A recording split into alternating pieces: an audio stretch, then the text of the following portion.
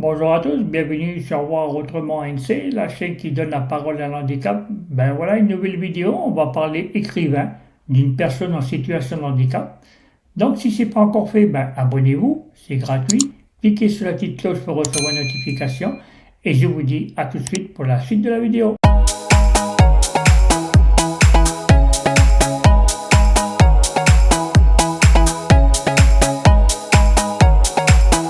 Bonjour, Bonjour, tu peux te présenter s'il te plaît? je suis Grégory Boulanger, je suis écrivain auto-éditeur et je suis en situation de handicap. Et aujourd'hui, je vais vous parler de l'auto-édition et de l'écriture. D'accord, merci. Quelles ont été les raisons qui t'ont poussé à te lancer dans l'écriture et l'auto-édition? Une très bonne question. En fait, j'ai commencé l'écriture en autodidacte par plaisir et après j'ai compris que je pouvais en faire un métier parce que l'écriture m'a toujours apporté la liberté que je recherchais dans un travail et, euh, et en fait l'auto-édition m'a aussi permis de découvrir toute la partie marketing, pub, euh, la mise en page, les premières, les quatrièmes de couverture et en fait ça m'a vraiment ouvert au monde de l'écriture dans toutes ses strates. D'accord, merci. Inspiration pour écrire des livres aussi hétéroclites. Oui, en fait, c'est une très bonne question parce que voilà, en fait, j'ai écrit des recueils de poèmes sur les mythes et légendes, donc des mythes et légendes de par le monde. J'ai énormément fait un travail de recherche pour les différentes légendes, par exemple des légendes africaines, des légendes nordiques, des légendes celtiques, des légendes grecques, des légendes japonaises, des légendes de par le monde. Voilà, et après j'ai fait beaucoup aussi de haïkus, des haïkus. Donc les haïkus, c'est des poèmes japonais de 3 lignes, très courts. J'en ai fait un sur la pop culture et l'autre sur les mythes et légendes. Et j'ai aussi écrit deux,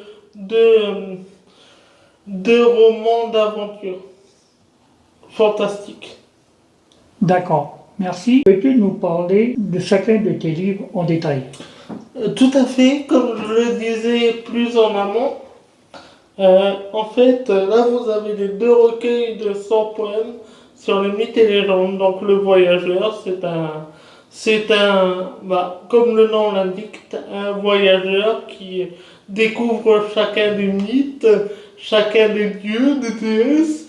Vous pouvez retrouver par exemple la déesse hyper connue par exemple, Aphrodite, la déesse de l'amour, de la beauté et du désir charnel.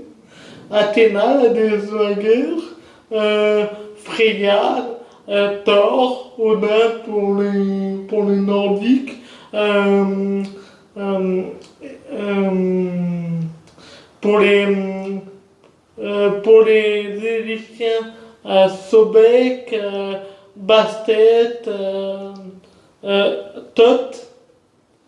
Pour les Japonais, Amaterasu, Tsukuyomi et Susanoo.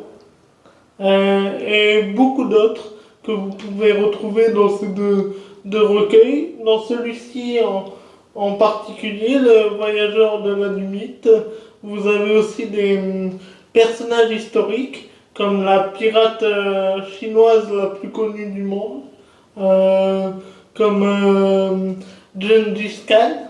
Voilà.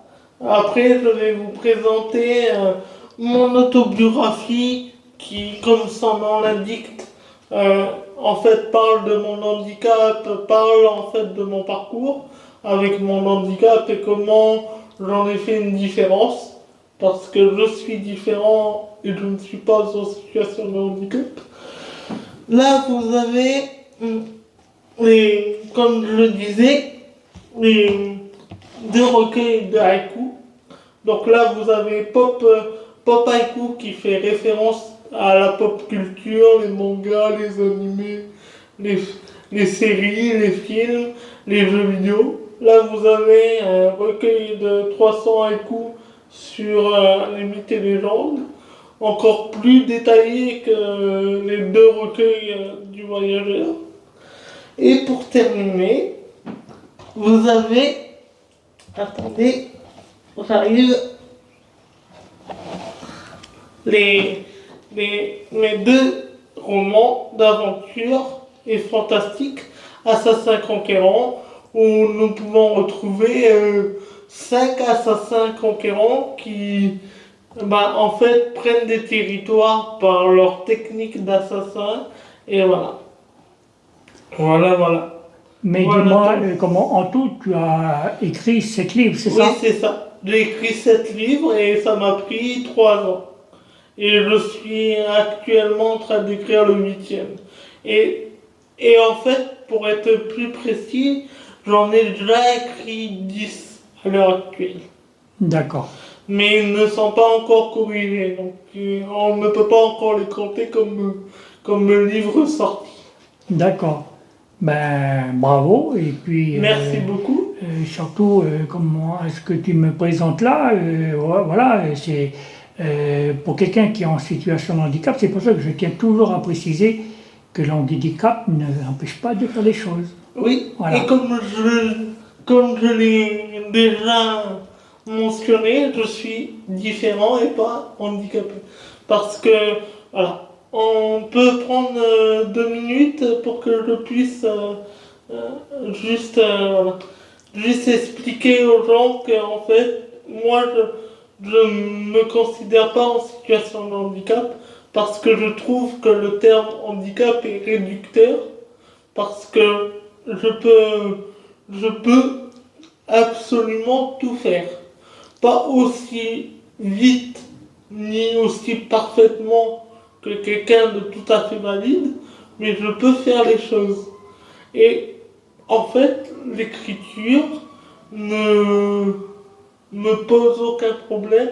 Et en fait, je ne suis qu'un écrivain lambda qui a des cannes. Voilà comment je me considère. Voilà. Merci beaucoup. Ben, de rien, toujours avec plaisir. Ben, encore bravo à toi. En conclusion, peux-tu nous raconter quelques anecdotes sur l'écriture de tes livres? Avec grand plaisir. Pour commencer, je ne pense pas l'avoir assez dit, mais je suis auto-éditeur. En fait, cette anecdote fait partie de la première sortie de mon livre. Voilà, parce que je suis auto-éditeur et j'auto-édite sur KDP d'Amazon. Et quand j'ai commencé, en fait, je ne connaissais pas KDP d'Amazon. Et le premier livre m'a pris 3 semaines à éditer parce que je n'avais pas coché une certaine case sur le site d'Amazon. Voilà. Je n'avais pas coché le code barre, en fait. Donc il n'y avait pas de code barre sur mon livre. Donc il me revenait toujours, il me disait il y a une erreur, voilà, monsieur Boulanger, vous avez fait une erreur, vous devez reprendre votre livre et ça m'a duré pendant 3 semaines. Et, et un soir, plutôt un matin, je suis sorti de chez moi à 3 heures du matin, c'était la pleine lune. Il y avait une très belle lune, je m'en rappellerai toujours, j'étais sur la place des cocotiers, en train de marcher, en train de ruminer mes erreurs successives, et en train de me demander si j'allais tout simplement arrêter l'écriture là, et j'ai regardé la lune et j'ai posé la question à la lune, et réellement, je pense qu'elle m'a répondu. Parce que là, j'ai une figurante en me disant mais Grégory, tu n'as pas lu tout le descriptif. Et je suis allé me recoucher, bien sûr. Et le lendemain, j'ai tout lu. Et en fait, j'ai coché. Et voilà. Voilà la plus drôle des anecdotes. Et une autre, pendant la correction avec ma grand-mère, voilà, comme j'écris sur des mythes et légendes païennes, on va dire, qui sont très anciennes. Là, ma grand-mère était en train de lire le poème sur l'Yggdrasil du voyageur. Voilà. Et là, en fait, Yggdrasil, c'est l'arbre monde chez les Nordiques. Voilà. Et tout simplement, elle a fait le signe de croix en lisant. Elle a fait le signe de croix. Et là, je lui dis combien je t'aime. Et j'éclate de rire. Parce que je me dis, et ce que tu es en train de faire, c'est un blasphème. Le plus grand des blasphèmes. Et voilà.